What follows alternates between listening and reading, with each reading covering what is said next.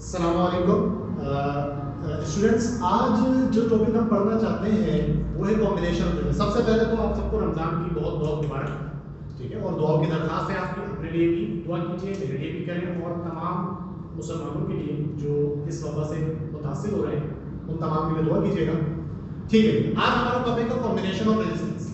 Combination of resistance बज़ाहिर एक बहुत छोटा सा टॉपिक है, मैट्रिक में पढ़ाया जाता है, सेकेंडरी के भी एक चैप्टर है उसमें भी पढ़ाया जाता है, लेकिन इसकी अगर आप यूनिवर्सिटी में जाते हैं तो उस वक्त भी आपको इसकी इंतहाई जरूरत पड़ती है। बेसिक इलेक्ट्रिकल के नाम से हम इसका कोर्स होता है जिसमें आपको इसके ही न्यूमेरिकल्स को सॉल्व करना आना चाहिए, तो ही आप सॉल्व कर सकते हैं, वरना नहीं कर सकते, ठीक है।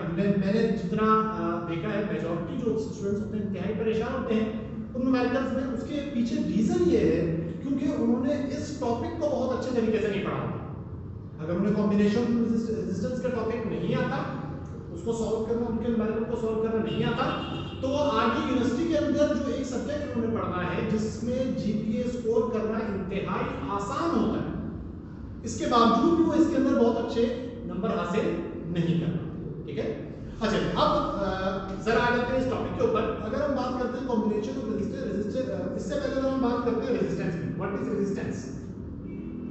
रेजिस्टेंस से मुराद होता है बेटा अपोजिशन, कि आपके पास अगर एक वायर है, एक कंडक्टर है, कहीं उस कंडक्टर में से अगर करंट गुजर रहा है I, ठीक है, तो आपके पास उस करंट के फ्लो में कुछ रुकावट पैदा करता है ये कंडक्टर।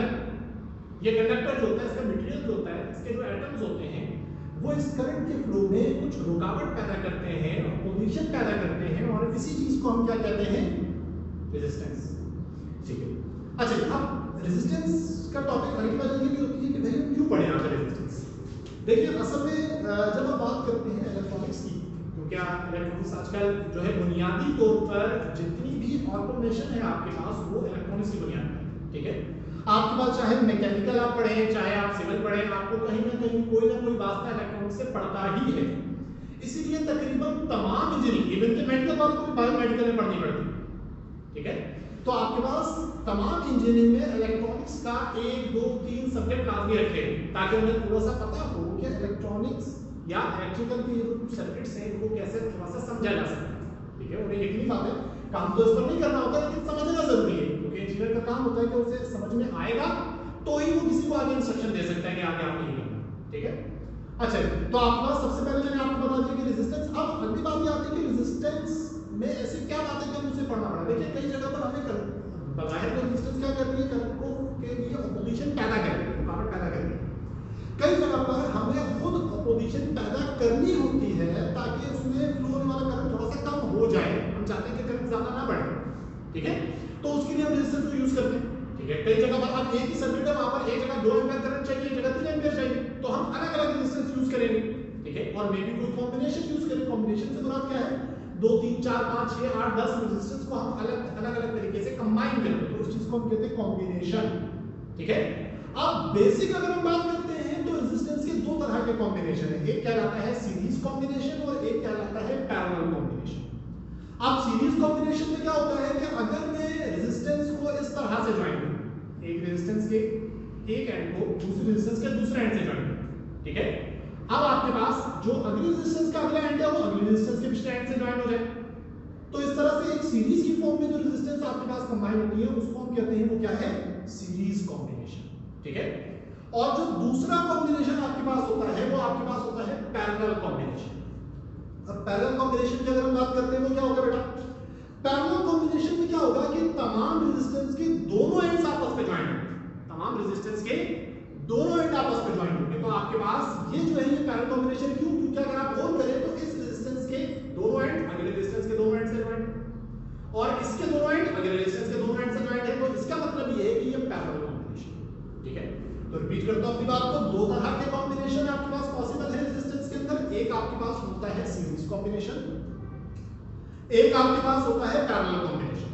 सीरीज कॉम्बिनेशन आपके पास क्या होता है कि अगर आप एक रेजिस्टेंस के एक एंड को दूसरे के एक एंड से, यानी एक एंड कनेक्ट होगा दूसरा रेजिस्टेंस के साथ कनेक्ट नहीं होगा, वो अगले रेजिस्टेंस के साथ कनेक्ट होगा, तो इस तरह के कॉम्बिनेशन को हम कहते हैं वो क्या है? Series combination.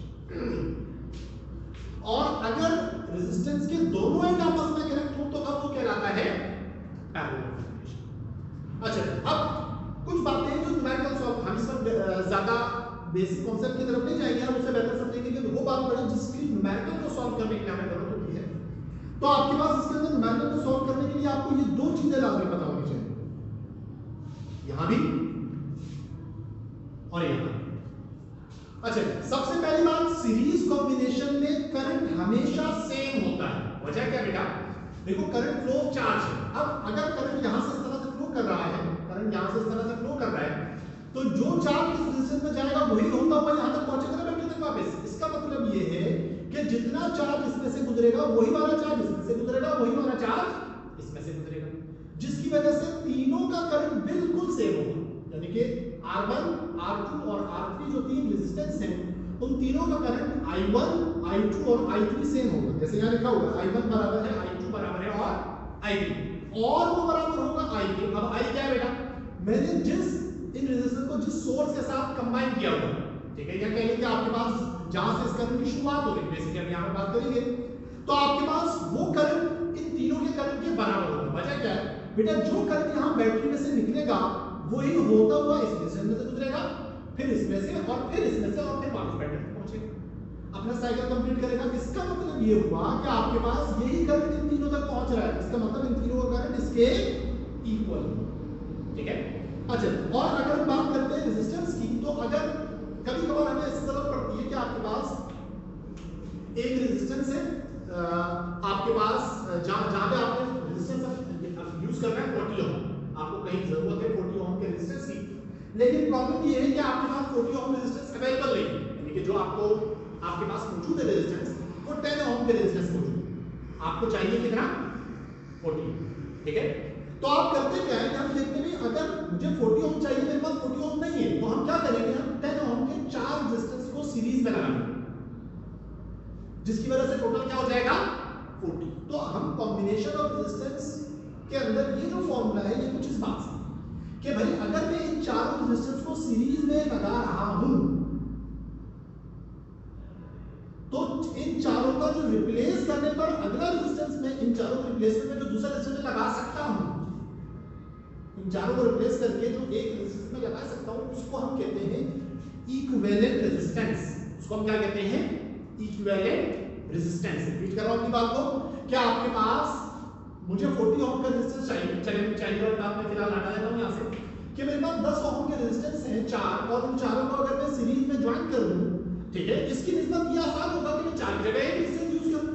इसकी जगह थोड़ा सा लगातार तो बात कर रहा हूं मैं, थोड़ा सा डायरेक्शन को चेंज करते हैं कि बजाय इसके कि मैं 4 रेजिस्टेंस यूज करूं, इससे बेहतर ये होगा कि मैं एक रेजिस्टेंस यूज करूं। इसमें मेहनत ज्यादा लगेगी, चारों को कंबाइन करना पड़ेगा, एक रेजिस्टेंस में मेहनत थोड़ी सी कम लगेगी। तो अब इसके लिए करना ये होगा कि आपको कैलकुलेट करना पड़ेगा कि इन 4 की रिप्लेसमेंट में कौन सा रेजिस्टेंस लगाई जा सकती है, ठीक है। क्या आपके पास जो इंपैक्ट ये चारों दे रहे हैं वो अकेला उतना ही इंपैक्ट है, ठीक है। तो आपके पास उस रेजिस्टेंस को हम क्या कहेंगे, इक्विवेलेंट रेजिस्टेंस। सीरीज के केस में जो इक्विवेलेंट रेजिस्टेंस होता है वो बराबर होता है सिंपली तमाम रेजिस्टेंस को सम कर दो। क्या करेंगे, तीनों सीरीज में है तो आप तीनों के रेजिस्टेंस को जमा करेंगे, इक्विवेलेंट मालूम हो जाएगा। जैसे यहां पर देखिए R इक्विवेलेंट बराबर है पहले के रेजिस्टेंस प्लस दूसरे के रेजिस्टेंस प्लस तीसरे के रेजिस्टेंस। तीनों को जैसे आपने जमा किया तो आपके पास आंसर आया, वो क्या कहलाएगा, इक्विवेलेंट रेजिस्टेंस, ठीक है। इस आखिरी वाली बात की बाद में बात करते हैं, बाद में जरा पैरेलल में। अच्छा, याद रखिएगा सीरीज में क्या सेम होता है, करंट सेम होता है। सीरीज में क्या सेम होता है, करंट सेम होता है। सीरीज में जो इक्विवेलेंट रेजिस्टेंस होता है वो सिंपल तमाम रेजिस्टेंस की वैल्यूज का सम होता है।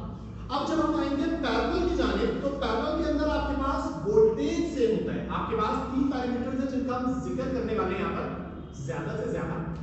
एक है वोल्टेज, एक है करंट, एक है आपके पास रेजिस्टेंस R। बस इन तीनों की जब हम घूमते रहेंगे, V आपके पास वोल्टेज है, I आपके पास करंट है और R आपके पास रेजिस्टेंस है।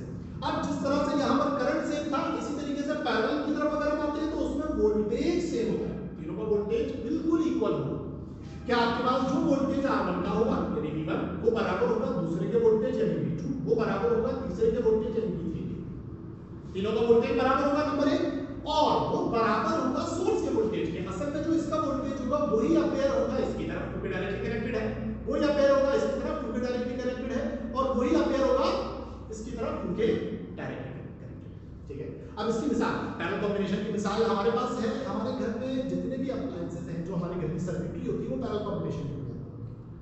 इसका सबूत क्या है कि आपके पास अगर आप घर के किसी भी स्विच की तरफ देखेंगे, स्विच में अगर आप वोल्टेज चेक करेंगे तो आपको हमेशा तमाम स्विचेस के अंदर 220 वोल्ट यूज होता है, वोल्टेज आपको अवेयर होता नजर आता है। फिर आपके पास अगर फैन लगा हुआ तो फैन 220 पर चलता है, अगर आपके पास कहीं सेवर को यूज हो रहा है तो वो 220 वोल्ट पे चल रहा है। इसका मतलब हर जगह वोल्टेज आपको सेम मिल रहा है। तो वोल्टेज सेम सिर्फ एक ही सूरत में मिलता है, जो आपके पास पैरेलल कॉम्बिनेशन की सूरत में मिलता है कि हमने यहां पर पैरेलली चीजों को कंबाइन किया, ठीक है। जब ये आपके पास तमाम जगह वोल्टेज सेम मिल रहा है और वो वोल्टेज किसके बराबर होता है, जो आपको आपकी पावर कंपनी प्रोवाइड कर रही है। जैसे हमारे यहाँ के इलेक्ट्रिक हमें 220 वोल्ट सप्लाई दे रही है, तो इसी तरह से हमारे पास आगे तमाम चीजों पर 220 वोल्ट हमें मिल रहा है और वो तमाम उस पर ऑपरेट हो रही है, ठीक है। तो याद रखिएगा पैरेलल कॉम्बिनेशन के अंदर वोल्टेज हमेशा सेम होता है, यानी V1 बराबर होता है V2 बराबर होता है V3 के, और वो बराबर होता है सोर्स के वोल्टेज, ठीक है, वो बराबर होता है सोर्स के वोल्टेज की। अच्छा, अब अगले स्टेज पर आते हैं। आपके पास अगला स्टेज है कि इक्विवेलेंट रेजिस्टेंस आपके पास क्या होता है भाई इसका। यहां पर इक्विवेलेंट रेजिस्टेंस का सिंपल सा कि सिंपली अगर आप तीनों को जमा करेंगे तो आपके पास क्या आ जाएगा, इक्विवेलेंट रेजिस्टेंस आ जाएगा। यहां पर अगर हम बात करते हैं तो जो तीनों का सम है वो सिंपल नहीं है, वो रेसिप्रोकल्स का सम है। क्या आपके पास तीनों के रेसिप्रोकल को जब आप जमा करेंगे तो इक्विवेलेंट का रेसिप्रोकल आपके पास आ जाएगा, ठीक है।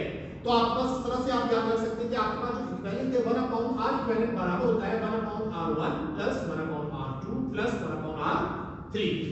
क्या आपके पास यहां पर सिंपल r1 r2 r3 था, वहां पर होगा 1/r1 1/r2 1/r3 और इसमें भी 1/r इक्विवेलेंट। अच्छा, उम्मीद है कि आपको बात याद होगी, क्योंकि जरा दोबारा से दोहरा देता हूं फिर अगली बात पे चलेंगे। अच्छा, आपके पास दो तरह के कॉम्बिनेशन होते हैं रेजिस्टेंस के, एक आपके पास होता है सीरीज कॉम्बिनेशन, एक आपके पास होता है पैरेलल कॉम्बिनेशन। सीरीज कॉम्बिनेशन में आप लाइन से सीरीज में तीन अलग अलग रेजिस्टेंस को, चार अलग अलग को, 2 को, 8 को, 10 को, कितने भी रेजिस्टेंस को ज्वाइन कर देते हैं। सीरीज कॉम्बिनेशन में करंट हमेशा सेम होता है और वो बराबर होता है इनिशियल करंट या कहते हैं सोर्स के करंट के। सीरीज कॉम्बिनेशन में जो इक्विवेलेंट रेजिस्टेंस होता है वो सिंपली तमाम रेजिस्टेंस की वैल्यूज का सम होता है। पैरेलल कॉम्बिनेशन की अगर हम बात करते हैं तो पैरेलल कॉम्बिनेशन के अंदर आपके पास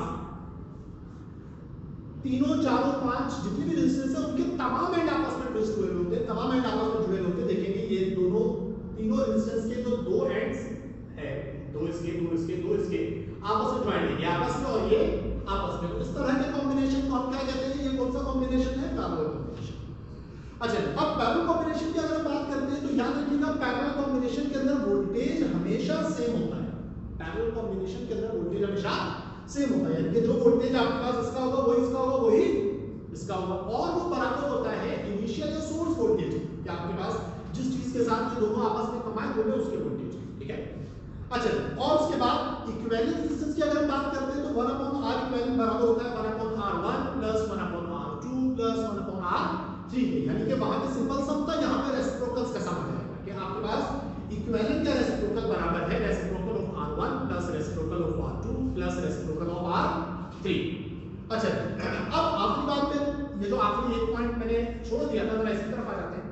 बेटा इसकी जरूरत हमें न्यूमेरिकल को सॉल्व करने के लिए तो जरूरत नहीं पड़ेगी, लेकिन वैसे आपको पता होना चाहिए डेरिवेशन में इसकी जरूरत पड़ जाती है कि आपके पास अगर तीन रेजिस्टेंस इस तरह से मौजूद हैं, ठीक है, चार रेजिस्टेंस भी हो सकते हैं, तो याद रखिएगा जो सोर्स का वोल्टेज होता है या जो वोल्टेज यहाँ पे बाहर आउटपुट पर मौजूद होता है वो इन तीनों में डिवाइड होता है। यानी कि आपके पास अगर यहाँ पर 10 वोल्ट आपने प्रोवाइड किया है तो 10 में से कुछ यहाँ चला जाएगा, कुछ यहाँ चला जाएगा, कुछ यहाँ। अब देखिए डिवाइड से क्या मतलब होता है, मिसाल के तौर पर मैंने आपको कुछ जो है पैसे दिए, 10 रुपए दे दिए, ठीक है, या 10,000 रुपए दे दिए और आपसे कहा कि आपने ये 3 बंदों में डिवाइड करना, तो आप क्या करेंगे भाई, एक को शायद 3,000 दे दें, एक को 3,000 दे दें, एक को 4,000 दे दें, ठीक है, या एक को 2,000 दे दें, एक को 2,000 दे दें, दूसरे बचे को 6,000 दे दें। लेकिन आपके पास जब भी आप तमाम जो आपने हर एक को अलग अलग दिए हैं उनको जमा करेंगे तो टोटल कितने बनेंगे, 10,000। इसका मतलब ये हुआ कि आपके पास वो वोल्टेज जो इन तीनों में डिवाइड हो रहा है या ड्रॉप हो रहा है, उन तीनों का सम हमेशा बराबर होगा उस वोल्टेज के जो मैंने प्रोवाइड किए। यही बात यहाँ पर लिखी कि आप जब भी उन तीनों वोल्टेज को जमा करेंगे तो सोर्स का वोल्टेज या प्रोवाइडेड वोल्टेज आ जाएगा। यही बात यहाँ पर कि भाई बेशक तीनों का करंट वोल्टेज बराबर है तो मतलब करंट डिफरेंट है, तो आपने आके कर दो। यहां पर हमने सीरीज में कहा है कि करंट बराबर है तो वोल्टेज आपके पास डिफरेंट होगा।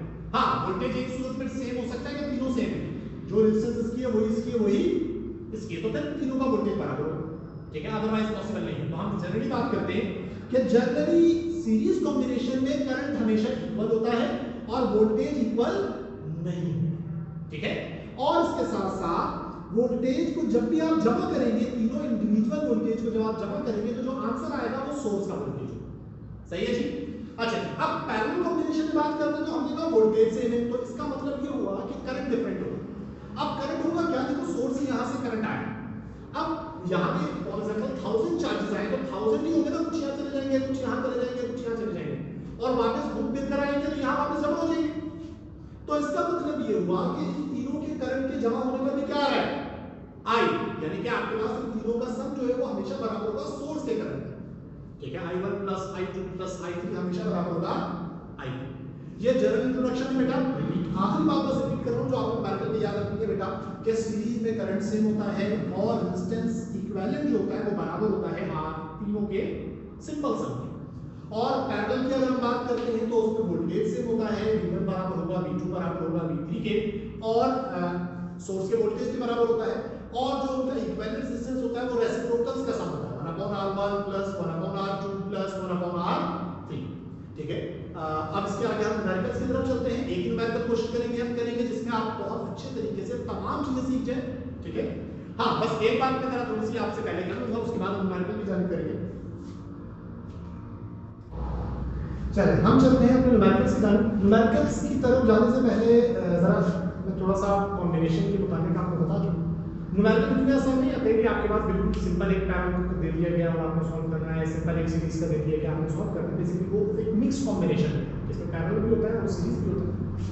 जैसे कि आपके पास एक सवाल बताया था कि आपके पास ये एक इस तरह से एक कॉम्बिनेशन फॉर एग्जांपल आपको मैं दे देता हूं, ये है R1 ये है R2 ये है R3।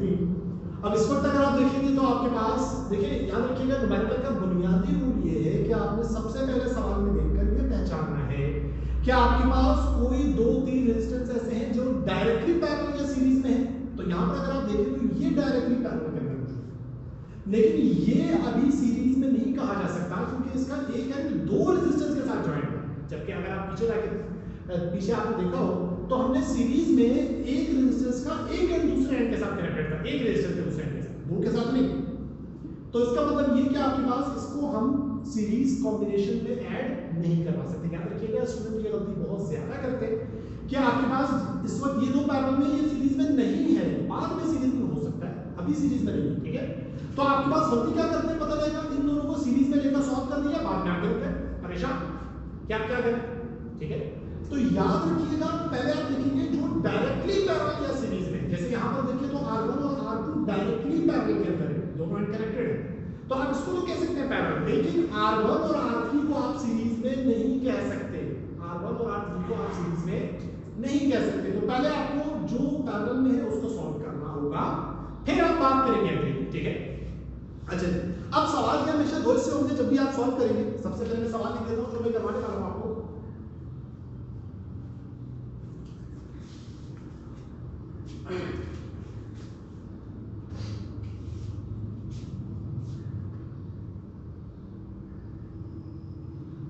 इसके जो सवाल होते हैं वो ज्यादातर डायग्राम बेस्ड होते हैं। आपको एक डायग्राम या एक सर्किट दे दिया जाता है और उस सर्किट के अंदर आपके पास बहुत सारे रेजिस्टेंस होते हैं और आपको उसे सॉल्व करके उसका सॉल्यूशन बताना होता है।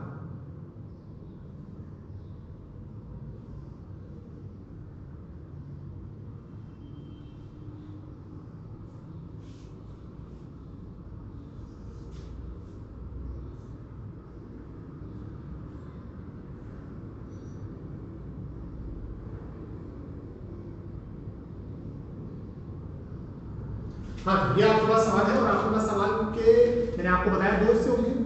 अच्छा इस सवाल में वैसे आपसे कहा गया फाइंड द इक्विवेलेंट रेजिस्टेंस। अब जहन में सवाल आता है कि अभी जो हमने पढ़ा था उसमें तो सिर्फ पैरेलल और सीरीज की बात हो रही थी, जबकि यहाँ तो कुछ अजीबोगरीब आ गया। तो हम इस्तेमाल वही कॉन्सेप्ट करेंगे जो हमने पीछे पढ़ा, लेकिन इसको सॉल्व करेंगे, ठीक है।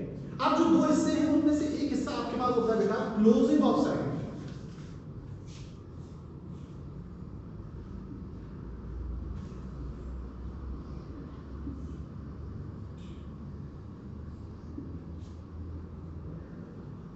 ठीक है, दो स्टेप से एक आपके पास है क्लोजिंग ऑफ सर्किट और दूसरा आपके पास है ओपनिंग ऑफ सर्किट। ठीक है, तो पहले क्लोजिंग ऑफ सर्किट की बात करते हैं। स्टेप्स होते हैं, सबसे पहले आपके पास आ जाएगा स्टेप नंबर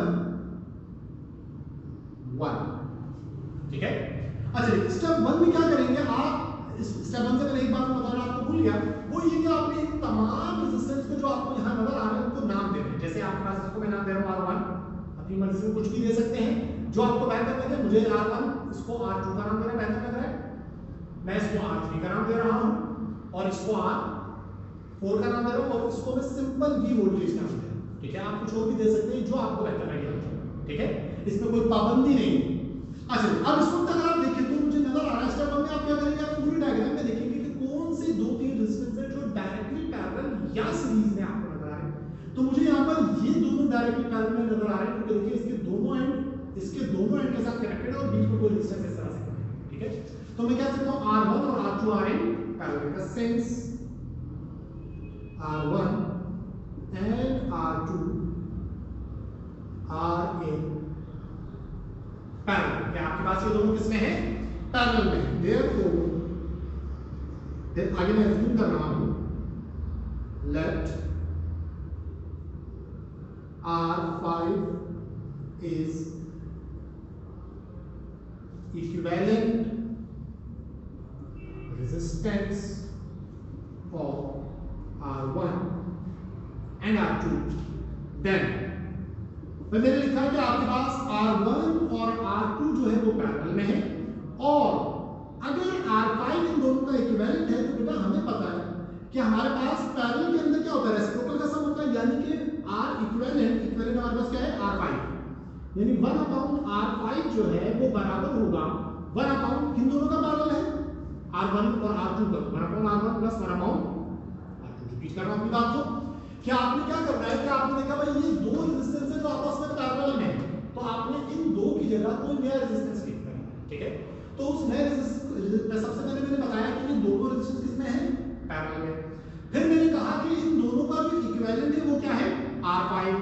फिर मैंने कहा अगर ये पैरेलल में है और इक्विवेलेंट R5 है तो 1/R5 बराबर होगा 1/R1 प्लस 1/R। ठीक है, आप वैल्यूज इंसर्ट करेंगे और आप आंसर निकाल लेंगे। ठीक है, तो वैल्यूज इंसर्ट करते हैं भाई, तो 1/R5 जो है वो बराबर आ जाएगा 1/R1, R1 की वैल्यू हमारे पास है 5 प्लस 1/R2, R2 की वैल्यू हमारे पास है 8। सॉल्व करेंगे आपके पास आ जाएगा, हमारे इस तरह सॉल्व कर लेते हैं, नीचे आपके पास एलसीएम मेरे पास आएगा 40। एलसीएम तो एक आसान सा तरीका आपको बता रहा हूं, क्रॉस मल्टीप्लिकेशन मेथड है। क्या करेंगे, दोनों डिनोमिनेटर्स को मल्टीप्लाई करवा के नीचे लिख देंगे, 8 5 40 क्रॉस मल्टीप्लाई, 8 1 8 5 1 5 और बीच में साइन ऐसे कैसे ही रहेगा। तो आपके पास आ जाएगा 1/R5 इक्वल्स टू, दोनों को ऐड करवा देंगे तो आपके पास आ जाएगा 13/40। अब देखिए आपके पास ये 1/R5 का आंसर है, जबकि आपको आंसर किसका चाहिए, R5। तो अगर मैं R5 की बात करूंगा तो जो R5 है वो आपके पास बराबर का रेसिप्रोकल हो जाएगा, यानी 40 ऊपर 30। तो इस तरह से जो आपके पास R5 का आंसर आया है ओम के अंदर, वो मैंने लिख कर रखा हुआ है, कैलकुलेटर से आप कैलकुलेटर से कर लीजिएगा, 3.077 ओम। ये आपके पास R5। देखिए याद रखिएगा जब भी आप क्लोजिंग करेंगे तो क्लोजिंग के हर स्टेप के एंड में जाके आपने एक डायग्राम बनाना है। ठीक है, तो आपके पास पहली डायग्राम जो आप बनाएंगे वो क्या होगा, क्या आपने सवाल में मौजूद डायग्राम थी उसके वो दो रेजिस्टेंस जिनकी इक्विवेलेंट आप निकाल चुके हैं वो हटाएं और इक्विवेलेंट बनाएं। पहले पूरा सर्किट वही रहेगा, आपके पास तकरीबन मुकम्मल सर्किट उसी तरह से बनेगा।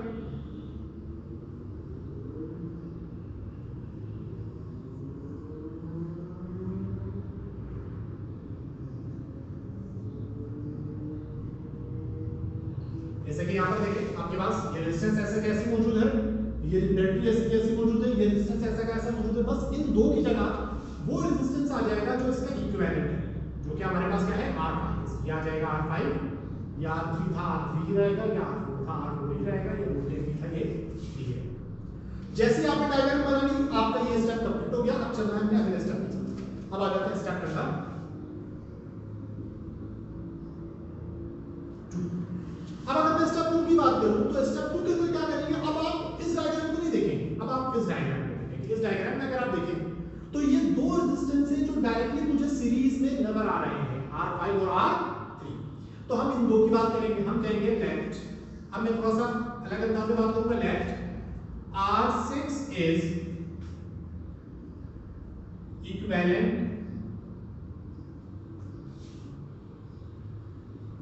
resistance of R5 and R3। क्या आपके पास, मैं एज्यूम कर रहा हूं कि R6 जो है वो R5 और R3 का इक्विवेलेंट रेजिस्टेंस है। फिर मैंने कहा since R5 and R3 in series, क्या आपके पास, मुझे पता है कि आपके पास R5 और R3 जो है वो दोनों किसमें है, सीरीज में। तो इन दो का इक्विवेलेंट जो कि R6 है वो बराबर होगा दोनों के सिंपल सम के, क्योंकि सीरीज में हमने कहा था सिंपल सम और पैरेलल में कहा था रेसिप्रोकल का सम। तो ये दोनों पैरेलल में थे तो हमें रेसिप्रोकल का सम लेना पड़ा, ये दोनों सीरीज में तो हम सिंपल सम ले लेंगे, R5 प्लस R3। तो यहां पर ऐड करके देखते हैं हमारे पास आंसर क्या आ रहा है। तो आपके पास जो आपके पास R6 है वो बराबर आ जाएगा, R5 की वैल्यू आपके पास हमने कैलकुलेट करके निकाली जो कि आपके पास है 3.077 प्लस, और R3 की वैल्यू हमारे पास लिखी हुई 6 ओम, ऐड करेंगे R6 का आंसर आ जाएगा 9.077 ओम। ये आपके पास R6 का आंसर, ठीक है। और जैसा कि मैंने कहा हर स्टेप के एंड में डायग्राम बनेगी, तो इसके एंड में भी डायग्राम बनेगी। अब क्या होगा, इन दो का इक्विवेलेंट निकालना है तो इन दो की जगह नया रेजिस्टेंस आ जाएगा, बाकी पूरा सर्किट ऐसे रहेगा।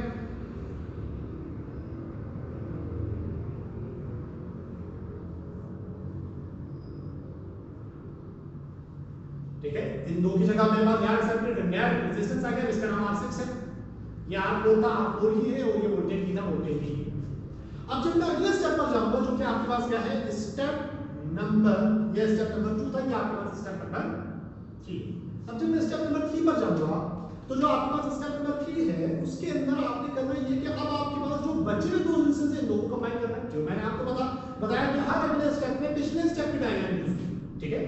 तो आपके पास अगर आप इसमें ऑब्जर्व करें तो ये दोनों किसमें हैं, पैरेलल में हैं। सबसे पहले तो मैं इनके इक्विवेलेंट को नाम दे देता हूं, मैं कहता हूं लेट, मैं R कह रहा हूं सिंपल, क्योंकि R तो रेजिस्टेंस है तो मैं सिर्फ R भी कह सकता हूं। R is equivalent resistance of R6 and R4। या R6 और R4 का जो इक्विवेलेंट है वो क्या है, R, सिंपल R, ठीक है। देन मैंने कहा since R6 and R4 are in parallel, ये दोनों के दोनों पैरेलल में हैं। तो हमें पता है जब दो रेजिस्टेंस पैरेलल में होती हैं तो उनका जो इक्विवेलेंट होता है जो कि R है तो वो रेसिप्रोकल्स में आते हैं, 1/R is equals to 1/R6 plus 1/R4। तो आपके पास 1/R जो है वो बराबर आ जाएगा, वैल्यूज इंसर्ट कर देते हैं आगे। 1/R6, R6 की वैल्यू हमारे पास है 1/9.077 प्लस 1/R4 हमारे पास है 3 ओम, ठीक है। आगे कैलकुलेट करेंगे, आपके पास फाइनली कैलकुलेट करने पर जो R का आंसर आएगा डिवाइड करवा दीजिएगा, पॉइंट में आंसर आ जाएगा आपके पास आएगा 3.077 प्लस 6 प्लस 0.6 सॉरी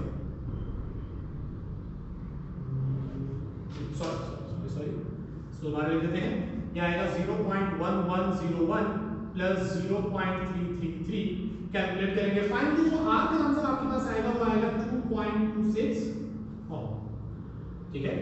और इसके एंड में डायग्राम बनेगी, जगह थोड़ी सी कम रह गई है तो मैं उसकी डायग्राम जो है वो यहां बना रहा हूं, देख लीजिएगा, ठीक है। वो डायग्राम क्या बनेगी, ये दोनों रेजिस्टेंस हट जाएंगे आपके पास और इन दो की जगह पे एक रेजिस्टेंस आ जाएगा जो कि आपके पास सिंपल R है, ये सिंपल R, ये सिंपल, ये आपके पास जो डायग्राम है वो आपके पास स्टेप नंबर 3 है। यहां पर हमारे पास क्लोजिंग खत्म हो, ठीक है बेटा। क्लोजिंग को बहुत अच्छे से समझिएगा, आपके पास क्लोजिंग अगर आपको अच्छे से समझ में आएगी तो ओपनिंग कर सकते हैं, वरना आप ओपनिंग नहीं कर सकते, ठीक है। यहाँ पर अगले से इधर बढ़ते हैं ओपनिंग की तरफ जी। तो फिर मैं साइड पर जाता हूँ और जल्दी से इसका स्क्रीनशॉट ले लीजिए, उसके बाद फिर हम इसकी दूसरे स्टेप की जाने बढ़ते हैं। हाँ, तो मुझे उम्मीद है कि आपने स्क्रीनशॉट ले लिया होगा। तो मैं बोर्ड रब करने जा रहा हूँ। देखिए, इसको ध्यान रखिएगा, जो अभी हमने यहाँ पर ये सवाल सॉल्व किया है, इसके ही डेटा को हमने आगे इस्तेमाल करना है अगले स्टेप में। ठीक है, ये जो हमने खत्म किया, ये क्या है? Closing of circuit. अब हम जो शुरू करेंगे वो है ओपनिंग ऑफ सर्किट। ठीक है, अच्छा मैं रब कर रहा हूँ। मैं उम्मीद करता हूँ कि आपने बोर्ड पे जो कुछ मैंने लिखा है उसका स्क्रीनशॉट ले लिया होगा, ताकि जब मैं किसी पुराने डेटा को कॉल करूँ तो आप वहां से देखकर वेरीफाई कर सकें।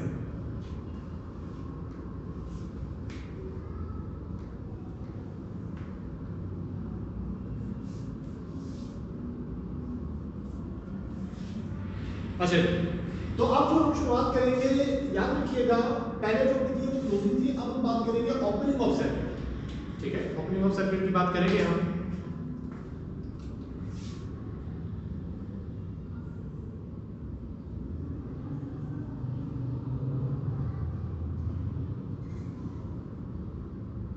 ओपनिंग ऑफ सर्किट, ठीक है। अच्छा, अब ओपनिंग ऑफ सर्किट जो होता है, याद रखिएगा, अगर आपको याद हो तो क्लोजिंग ऑफ सर्किट के अंदर 3 स्टेप्स हैं। स्टेप 1 2 3, यहां पर 4 स्टेप्स हैं। हमेशा ओपनिंग के अंदर क्लोजिंग से एक स्टेप ज्यादा होता है। हमेशा ओपनिंग के अंदर क्लोजिंग के मुकाबले में एक स्टेप ज्यादा होता है, पहली बात।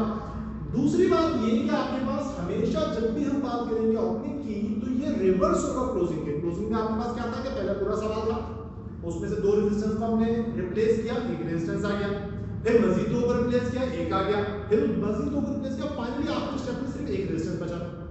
ठीक है, हमने यानी कि मैक्सिमम रेजिस्टेंस से स्टार्ट किया था जब बहुत सारी थी, और आखिर में एक रेजिस्टेंस आया था जिसको हम इक्विवेलेंट रेजिस्टेंस कहते हैं। ठीक है, अब जब हम बात करेंगे ओपनिंग सर्किट की, तो ओपनिंग के अंदर क्या होगा? रिवर्स होगा। हम एक रेजिस्टेंस से स्टार्ट करेंगे और फाइनली जाएंगे जिसमें तमाम रेजिस्टेंस मौजूद हो, R1 से लेकर 4 तक। अच्छा, अब एक बात और मैं आपको बताऊं कि आपके पास यहां पर अब तक जो हमने बात की है, हमने सिर्फ रेजिस्टेंस की बात की। मैंने आपको बताई थी ये बात कि यहां पर टोटल 3 पैरामीटर्स हैं, रेजिस्टेंस, वोल्टेज और करंट। इन 3 के गिर्द हमने घूमना है, और रेजिस्टेंस हम मालूम कर चुके हैं। हर कंडीशन में जैसे जैसे पॉसिबल है, रेजिस्टेंस जो जो पॉसिबल है वो तमाम हमने मालूम कर ली। अब जो प्रॉब्लम रह जाती है वो है वोल्टेज और करंट। हर ओपनिंग के हर एक स्टेप में एक चीज हमें डायरेक्ट पता लगेगी। डायरेक्ट कैसे पता लगेगी? अगर आपको याद हो, हमने बात की थी कि पैरेलल के अंदर वोल्टेज सेम होता है और सीरीज के अंदर करंट सेम होता है। तो जो चीज सेम होती है वो हमें डायरेक्ट पता लग जाएगी। ठीक है, पैरेलल के अंदर वोल्टेज सेम होता है तो हमें वोल्टेज डायरेक्ट पता लग जाएगा। सीरीज के अंदर करंट सेम होता है तो हमें करंट डायरेक्ट पता लग जाएगा। ठीक है, और जो बची हुई चीज होगी, जैसे पैरेलल वोल्टेज पता लग गया, तो करंट के लिए आप इस्तेमाल करेंगे ओहम्स। ओहम्स तो क्या है? ओहम्स तो कहता है V = IR, कि वोल्टेज बराबर होता है करंट इनटू रेजिस्टेंस। ठीक है भाई, याद रहेगी बात। रिपीट करता हूं अपनी बात को कि आपके पास ओपनिंग ऑफ सर्किट के अंदर क्या होगा कि हमारे पास जो 3 पैरामीटर्स थे, जिसमें से एक तो हम मालूम कर चुके हैं, बचे हुए 2 पैरामीटर्स अब हम मालूम करेंगे, जो कि आपके पास है वोल्टेज और करंट। अब उसमें एक पैरामीटर हमेशा, कोई भी कॉम्बिनेशन हो, एक पैरामीटर आपको हमेशा डायरेक्ट पता लगता है कि अगर पैरेलल कॉम्बिनेशन है तो वोल्टेज आपको डायरेक्ट पता लग जाएगा, जो सेम होता है। सीरीज कॉम्बिनेशन है तो करंट सेम होता है, इसलिए करंट आपको डायरेक्ट पता लग जाएगा। लेकिन अगर आपके पास बची दूसरी चीज होगी, यानी वोल्टेज पता लग गया, करंट मालूम कर, तो आप ओहम्स लॉ का इस्तेमाल करेंगे, जो कि होता है V = IR। और अगर सीरीज कॉम्बिनेशन था तो आपको करंट पता लग चुका होगा, और अगर करंट पता लग गया है तो अब अगला जो काम है वो वोल्टेज मालूम करना है, तो वोल्टेज बराबर होगा IR। ठीक है, उम्मीद है आपको समझ आ गई होगी बात। अब हम चलते हैं अपने सवाल के सॉल्यूशन की जानिब।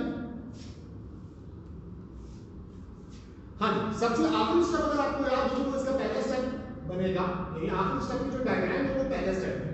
क्लोजिंग के अंदर जो हम बात करते थे उसमें पहले सॉल्यूशन होता था, फिर आखिर में डायग्राम बनती थी। इसमें पहले डायग्राम बनेगी, फिर सॉल्यूशन होगा। अब क्लोजिंग की जो आखिरी स्टेप की डायग्राम थी वो इसकी पहली डायग्राम, जो कि आपके पास थी।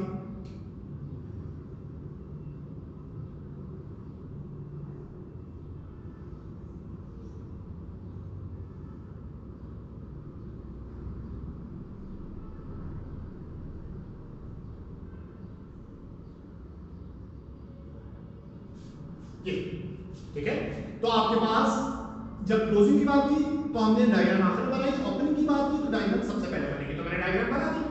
ठीक है, अब आपके पास अगर आप इस डायग्राम में ऑब्जर्व करें तो देखिए ये बैटरी डायरेक्टली इस रेजिस्टेंस के साथ कनेक्टेड है। इसका मतलब जो वोल्टेज ये बैटरी प्रोवाइड करेगी वो डायरेक्ट इस रेजिस्टेंस तक पहुंचेगा। तो इसका मतलब आपको इस रेजिस्टेंस का वोल्टेज तो पता लग गया है, यहां पर वोल्टेज क्या है 12 वोल्ट। रेजिस्टेंस आप पहले से मालूम कर चुके हैं क्लोजिंग के दौरान। तो अब रह क्या क्या करंट, तो करंट के लिए आप ohms लॉ का रख लेते हैं, since V is equals to IR, के वोल्टेज जो होता है वो बराबर होता है करंट इनटू रेजिस्टेंस। अच्छा, हम मालूम क्या करना है, करंट मालूम करना, तो R यहां डिवाइड हो जाएगा, तो I बराबर हो जाएगा V अपॉन R, यानी है ये वाला। ठीक है, अच्छा अब यहां से आगे चलते हैं भाई। I बराबर हो जाएगा V, वोल्टेज आपके पास है 12 वोल्ट, रेजिस्टेंस आपके पास है 2.26, डिवाइड करवाएंगे आपके पास करंट का कोई भी आंसर आ जाएगा। ठीक है जी, कोई प्रॉब्लम तो नहीं। अच्छा आगे चलते हैं भाई। अगला जो आपके पास होगा वो आपके पास होगा स्टेप नंबर 2।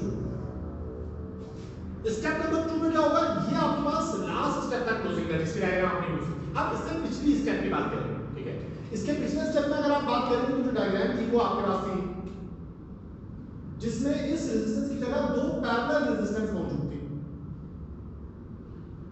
कुछ इस तरह से।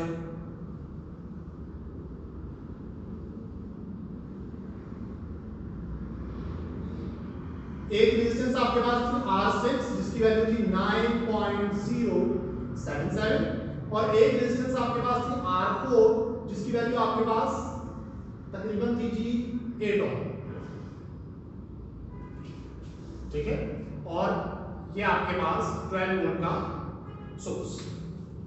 ठीक है, क्या क्या रिपीट करता हूं अपनी बात को कि आपने अब क्या करना है, स्टेप बाय स्टेप रिवर्स में जाना है। कि आपके पास क्लोजिंग में आपके पास क्या था कि फाइनली आप एक रेजिस्टेंस पे पहुंचे। अब पहले सबसे पहले एक रेजिस्टेंस वाले डायग्राम को सॉल्व किया हमने। अब मुझे करंट पता है, वोल्टेज मुझे पता है, रेजिस्टेंस में पहले निकाल चुका हूं। फिर आगे स्टेप नंबर 2। स्टेप नंबर 2 में क्या करेंगे, इससे पिछली डायग्राम क्या करेंगे कि आपके पास ये जो रेजिस्टेंस है ये किन दो का इक्विवेलेंट था। ये जो रेजिस्टेंस है ये किन दो का इक्विवेलेंट है, तो पता ये लगा कि ये रेजिस्टेंस R6 और R4 का इक्विवेलेंट था, तो इसकी जगह दोनों आ जाएंगे वापस। ठीक है, अब आप क्या करेंगे, अब आप यहां पर अगर और करें तो आपके पास R6 और R4 पैरेलल में, तो करेंगे since R6 and R4 are in parallel, कि आपके पास ये दोनों के दोनों किसके अंदर है, पैरेलल के अंदर।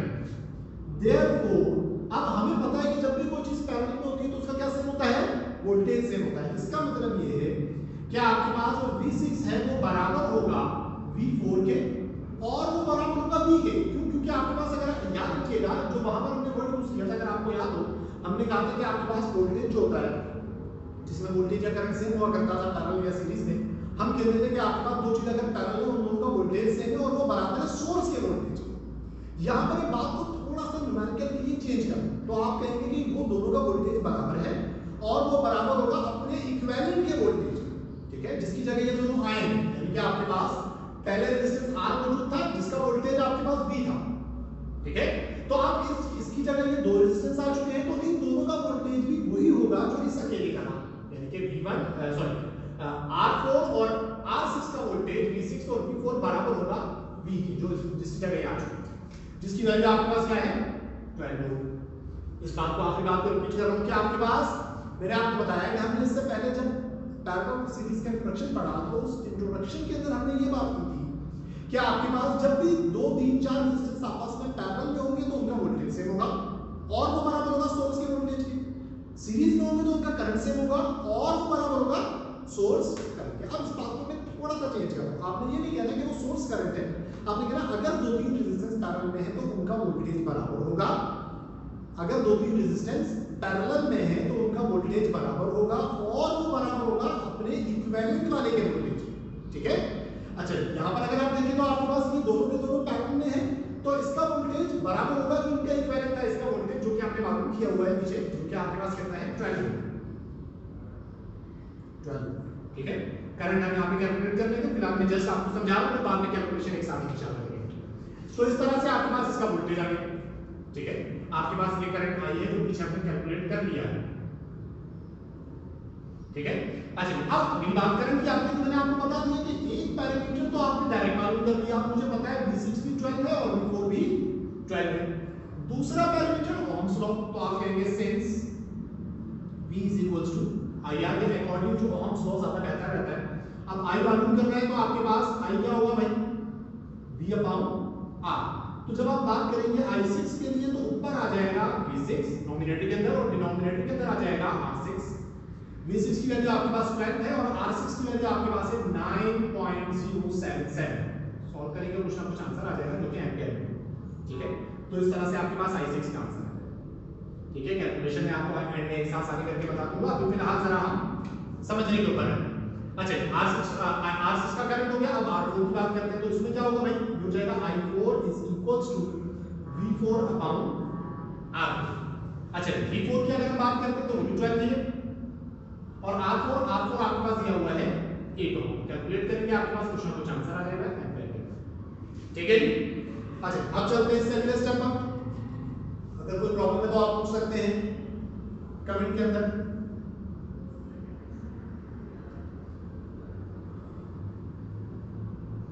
Step number 3। अच्छा स्टेप नंबर 3 में क्या होगा, अब आप जाएंगे इससे प्रीवियस डायग्राम में, या देखिए कि आपके पास यहां पर अगर आप देखें तो R4 तो सवाल मौजूद था, R6 से तो आपने किसी की जगह रिप्लेस करके लिखा। तो आपने क्या करना है, इस R6 की जगह जिसका ये इक्विवेलेंट है वो लिखा जाएगा। अब R6 जो आपके पास है उसकी जगह पहले दो रेजिस्टेंस सीरीज में थे। मैं जरा प्रीवियस डायग्राम बना रहा हूं, फिर आपको इंशाल्लाह उम्मीद है कि याद आ जाएगी बात।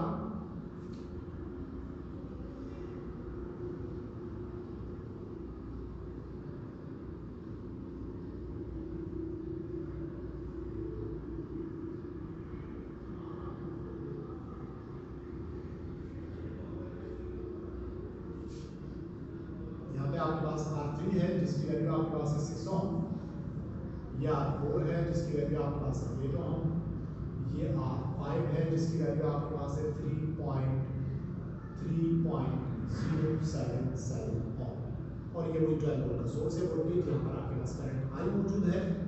अच्छा अब यहाँ पर अगर आप देखें तो तीन रेजिस्टेंस अब आपके पास मौजूद है, पहले के मुकाबले में दो नए रेजिस्टेंस आ चुके हैं।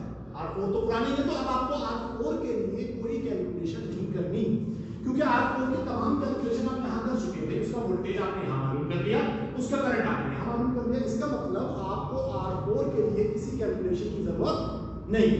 अब तो फिर जरूरत किस चीज की है भाई, जरूरत आपके पास यहां पर ये जो दो नए रेजिस्टेंस आए इनके लिए है। और अगर आप इन दोनों नए रेजिस्टेंस को देखें तो ये दोनों के दोनों किस में है, सीरीज में या पैरेलल में? उम्मीद है जवाब दिया होगा आप लोगों ने, ये सीरीज में है। तो आपने कहा since R5 and R3 are in series, कि आपके पास किसमें सीरीज में। तो अब आपको पता है कि जब सीरीज में होते हैं रेजिस्टेंस तो उनमें क्या सेम होता है, करंट सेम होता है। तो करंट का मुराद से मुराद क्या होगा कि आपके पास जो I5 है वो बराबर होगा I3 के, और वो बराबर होगा जो इन दोनों का इक्विवेलेंट है। मैंने आपको भी बताई ये बात कि वैसे क्या होता था कि दोनों रेजिस्टेंस बराबर और उसका सोर्स के करंट के बराबर होता था। अब यहाँ पर आप सोर्स नहीं कहेंगे क्योंकि यहाँ पर सोर्स दो हिस्सों में डिवाइड होता है, ठीक है। तो इसलिए हम बजाय सोर्स के पास थोड़ा सा चेंज करके कहेंगे कि आपके पास इन दोनों का करंट आपस में बराबर है और वो बराबर है इनके इक्विवेलेंट वाले रेजिस्टेंस के करंट। तो इनका इक्विवेलेंट R6 है और इसका मतलब इसका करंट बराबर होगा I6 के। कैलकुलेशन हम बाद में करेंगे तो इसका आंसर यहाँ लिख देंगे, फिलहाल आपको मेरे ख्याल बात समझ में आ गई, ठीक है। अच्छा आगे चलते हैं। अब करंट मालूम हो गया तो वोल्टेज के लिए ohms law V is equals to IR। तो जब V5 की बात करेंगे तो आपके पास हो जाएगा I5 into R5। I5 की वैल्यू आपके पास जो है हम कैलकुलेट कर लेंगे, यहाँ पर लिख देंगे, और R5 की वैल्यू आपके पास है यहाँ पर 3.077।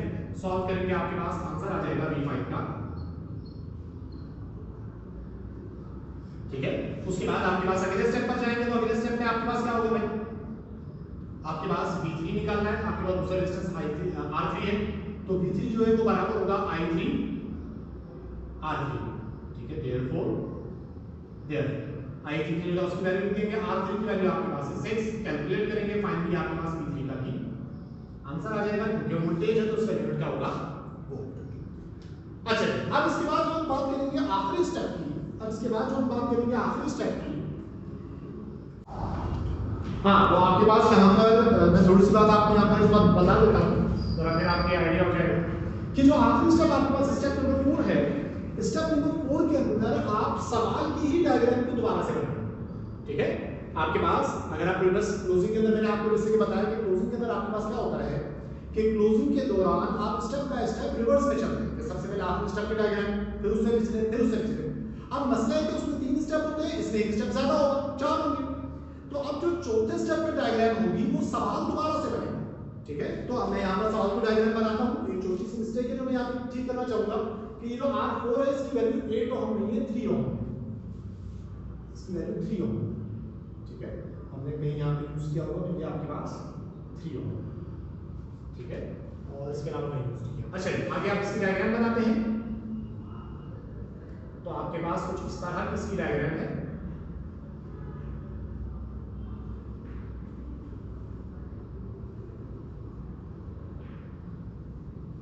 ये आपके पास R1 है जिसकी वैल्यू 5 ओम है, ये R2 है जिसकी वैल्यू 8 ओम है, ये R4 है, ये R3 है, इनकी वैल्यूज की हमें जरूरत नहीं है, इसलिए यहाँ शो नहीं कर रहा।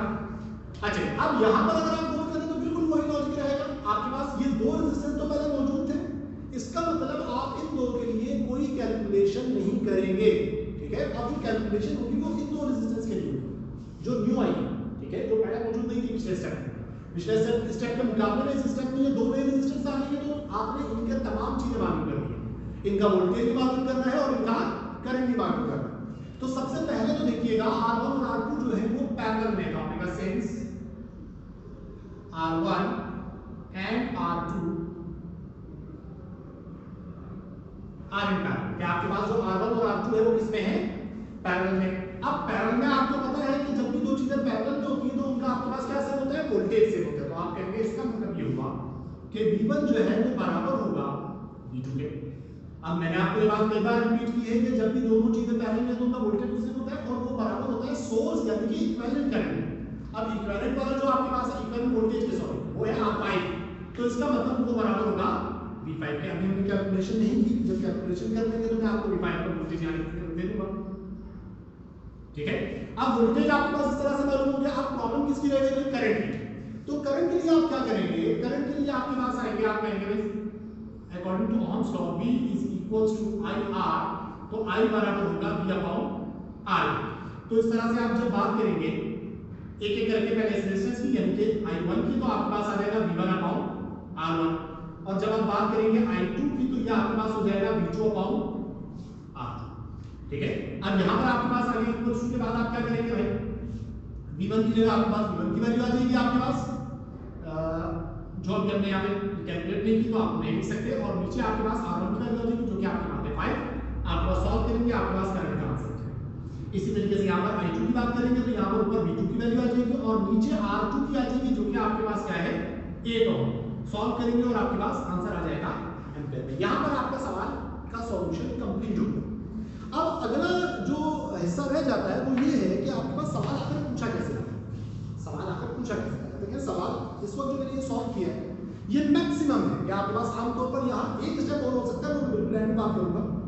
नॉर्मली आपके पास सवाल यही है पूछा जाएगा कि आपसे सब कुछ ही पूछ लिया, आपसे कहा कि solve the circuit, solve the circuit, कि आपको एक सर्किट डायग्राम दे दी गई और कहता है उसे सॉल्व करो। इसका मतलब ये है कि उस डायग्राम में आने वाले हर रेजिस्टेंस, सबसे पहले तो आपको उसका इक्विवेलेंट मालूम करना है और उसके अलावा उसके डायग्राम में आने वाले हर रेजिस्टेंस का करंट भी आपको पता होना चाहिए और वोल्टेज पता होना चाहिए। तो अगर आप यहाँ देखें तो अब मुझे सब पता है कि अगर सवाल में देखें R1 का वोल्टेज, करंट, R2 का वोल्टेज वोल्टेज और करंट। अब उसके अलावा डायग्राम में क्या है R4 के बारे में देखें तो यहाँ पर आपको मिल जाएगा ये रहा कि आपके पास I4 का करंट ये रहा और V4 ये रहा। तो इस तरह करके आप सारे रेजिस्टेंस के बारे में वोल्टेज करंट आप इसी सब डेटा में से जो सॉल्यूशन है आप देखकर बता सकते हैं। कहीं ना कहीं वोल्टेज मौजूद होगा हर रेजिस्टेंस का, कहीं ना कहीं करंट मौजूद होगा हर रेजिस्टेंस का, ठीक है। अब कभी कभार सवाल इस तरह से पूरा नहीं आता, ठीक है। अब फिर क्या आता है? फिर मिसाल के तौर पर ये सवाल का डायग्राम है, आपसे वो कहता है find the current through R3 कि जो रेजिस्टेंस थर्ड रेजिस्टेंस है उसमें से करंट बताना है, उसके अलावा उसको किसी और रेजिस्टेंस से कोई ताल्लुक नहीं है। आपको करना पड़ेगा मालूम, लेकिन उसका सॉल्यूशन क्या होगा कि आप सॉल्यूशन करते रहें नॉर्मल इसी तरीके से, लेकिन जैसे ही I3 मालूम हुआ वहां आपका सॉल्यूशन खत्म। रिपीट कर रहा हूं कि अगर इसमें कहा find the current through R3 तो आपके सॉल्यूशन के स्टेप्स पर फर्क नहीं पड़ेगा। पहले आपको क्लोजिंग करनी पड़ेगी मुकम्मल, फिर ओपनिंग शुरू करनी पड़ेगी, लेकिन कहां तक? जब तक कि आपके पास थर्ड रेजिस्टेंस यानी R3 का करंट मालूम ना हो जाए। जिस स्टेप पे, जैसे थर्ड स्टेप पे जाके मुझे शुरुआत में करंट I3 का पता लगा, ठीक है, तो आप यहां पर स्टॉप कर देंगे कि भैया यहां पर आपका सॉल्यूशन खत्म, क्योंकि जो मेन बात उसने पूछी थी वो आपको पता लग चुकी है। अब एक और सवाल आता है, वो सवाल था find the equivalent of the circuit बस, कि जो सर्किट डायग्राम है इसका इक्विवेलेंट मालूम करना है। अब सिर्फ इक्विवेलेंट आए तो इसका मतलब आपने ओपनिंग नहीं करनी, आपने सिर्फ क्लोजिंग करनी। क्लोजिंग करके आपका काम खत्म। तो अब तक मैंने आपके पास तीन तरह की बात की।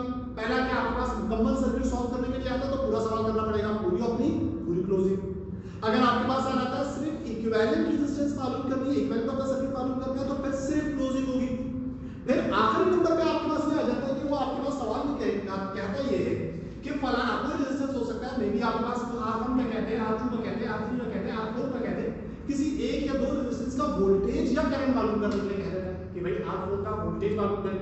तो आप क्या करेंगे भाई, देखेंगे कहां पर V4 आपके पास आ गया, यहां पर आपका सॉल्यूशन खत्म, आगे करने की जरूरत नहीं। तो मेरा ख्याल है, उम्मीद है मुझे यहां तक बात समझ में आ गई होगी। आखिरी बात ये है कि कभी कभार वो सवाल के अंदर एक चीज बढ़ा देता है मालूम करने के, find the power of any resistance, may be R1, R2, R3, R4, किसी एक रेजिस्टेंस का या तमाम रेजिस्टेंस की पावर मालूम करने के लिए कह देता है। तो देखिए बुनियादी काम यहां तक है। अब मिसाल के तौर पर आपके पास सवाल में कहा गया है फाइंड द पावर ऑफ, आपसे उसने जो मांगा है उसने कहा है जी पावर आपने मालूम करनी है, ठीक है, किसकी मालूम करनी है? उसने कहा आपको पावर 1 की मालूम करनी है, यानी P1 मालूम करनी है। तो P1 क्या होगा भाई, पावर का फॉर्मूला होता है VI, P पर आप होता है VI के, तो V1 I1 हो जाएगा। अब वोल्टेज और करंट तो आप मालूम कर ही चुके हैं ना, ये रहा I1 और ये रहा V1, दोनों की वैल्यू रखेंगे, पावर का आंसर आ जाएगा, ठीक है। तो आपके पास इस तरीके से पावर का आंसर आ जाएगा। इसी तरह एनर्जी भी पूछी जा सकती है, एनर्जी आपके पास होती है VIT। अब उस सूरत में वो टाइम आपको लाजमी देगा, बस ये फर्क है। V और I आप मालूम कर चुके हैं, टाइम को आपको देगा, आप रखेंगे, आपके पास आंसर आ जाएगा, ठीक है। उम्मीद है कि आपको ये सवाल जो मैंने आपको करवाया है इससे आपके सर्किट डायग्राम को सॉल्व करने के बहुत सारे मसले हल हो गए होंगे, ठीक है। दुआ में याद रखिएगा। अस्सलाम वालेकुम। फ़ारान कोचिंग सेंटर के ज़ेरे एहतमाम MCAT और ECAT की क्लासेस का आगाज़ किया जा रहा है। 4 मई से इंशाल्लाह क्लासेस शुरू हो जाएंगी और इसके अंदर Dow University, Jinnah Sindh Medical University, Aga Khan University, Lyari Medical College, Karachi Medical and Dental College, NED University, NUST और GI के ग़ुलाम इस्हाक़ खान इंस्टीट्यूट और इसी तरह दाऊद यूनिवर्सिटी, इन तमाम यूनिवर्सिटीज़ के एप्टीट्यूड टेस्ट की प्रिपरेशन करवाई जाएगी। इंटर के स्टूडेंट्स के लिए बहुत अहमियत का हामिल बन चुका है ECAT और MCAT जो टेस्ट प्रिपरेशन है, क्योंकि इस बात की तो श्योरिटी नहीं है कि आपके एग्ज़ाम्स होंगे और अगर इन केस हो भी जाते हैं तो शायद कि MCQs बेस हों, तो लिहाजा ये बात तो गारंटी के साथ नहीं कही जा सकती कि जो है वो सेकेंड ईयर के एग्ज़ाम्स होंगे, मगर ये बात गारंटी के साथ कही जा सकती है कि आपका यूनिवर्सिटी में दाखिला टेस्ट ज़रूर होगा, एप्टीट्यूड टेस्ट यानी ज़रूर होगा, चाहे आप मेडिकल फील्ड से हैं, चाहे आप इंजीनियरिंग की फील्ड से हैं। और NED ने भी अपनी पॉलिसी अनाउंस कर दी है कि उससे सेकेंड ईयर के रिजल्ट्स की बजाय 50% टेस्ट बेस कर दिया है। पहले जहाँ पर टेस्ट में सिर्फ पास होना होता था, अब जो है उसका वेटेज काउंट होगा। और लास्ट ईयर जो NED का तकरीबन 8% काउंट हुआ था टेस्ट का वेटेज, जबकि इस बार 50% जो है वो आपका टेस्ट का वेटेज काउंट होगा। तो इस लिहाज से बहुत ज़्यादा अहमियत का हामिल हो चुका है टेस्ट ECAT वालों के लिए भी और मेडिकल के बैकग्राउंड वालों के लिए भी। तो लिहाजा और NED ने तो अपनी डेट भी अनाउंस कर दी है, अगस्त का सेकंड वीक। हम जो है वो एक्सपेक्ट करें कि मिसाल के तौर पर अगर डिले भी हो जाए और अगस्त का एंड भी हो जाए तो ऑलरेडी जो है वो मई का महीना स्टार्ट हो गया है। और इसके बाद जून है, बीच में ईद भी आनी है, फिर बकरा ईद भी आनी है, और फिर आपका टेस्ट भी है। और अगर इस दौरान में आपके एग्ज़ाम्स हो गए तो यकीनन 15 से 20 दिन उसके अंदर भी आप अपने ई कैट की तैयारी या एम कैट की तैयारी नहीं कर सकेंगे। तो ओवरऑल काफ़ी कम ड्यूरेशन रह गया है स्टूडेंट्स के लिए, तो लिहाजा उन्हें पहली फुर्सत में ई कैट और एम कैट की प्रिपरेशन शुरू कर देनी चाहिए। और कोविड-19 की वजह से, क्योंकि सोशल डिस्टेंस मेंटेन करना है, और वो अभी तक गवर्नमेंट की तरफ से अलाउ नहीं किया गया कि क्लासेस को जो है वो मतलब कंडक्ट किया जाए और स्टूडेंट्स को फिज़िकली जो है वो क्लासेस में बुलवाया जाए। तो इस बात के पेश नज़र हमने जो है वो ऑनलाइन क्लासेस का आगाज़ किया फ़रहान कोचिंग सेंटर के ज़ेर एहतमाम, जिसके अंदर जो है वो तमाम फैकल्टी मेंबर्स वो पुराने हैं जो कि एक्सपीरियंसड हैं। सर अकील हैं, सर शकील हैं, इसी तरह मिस सादिया हैं, और इसी तरह सर उमर अंसारी हैं, सर अदील हैं। तो ये तमाम टीचर्स जो हैं वो जो पिछले साल भी ई कैट और एम कैट की प्रिपरेशन में जिन्होंने हिस्सा लिया था, इसमें इजाफी जो है वो एक डॉक्टर जो है वो उनको आमना को शामिल किया, जिनकी कराची बोर्ड में 5th पोजीशन थी लास्ट ईयर भी, और एप्टीट्यूड टेस्ट में भी उन्होंने पोजीशन हासिल की थी एम कैट के।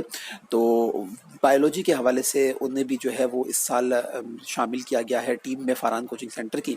तो स्टूडेंट से रिक्वेस्ट है कि वो फटाफट से जो है वो प्रिपरेशन अपनी जारी रखें, स्टार्ट कर दें जैसे, और बिल्कुल भी टाइम को ज़ाया ना करें। और रेगुलर बेसिस पर ये क्लासेस शुरू हो रही हैं, तो उम्मीद की जाती है कि आप जो है वो इस बात का ध्यान रखेंगे। बहुत शुक्रिया।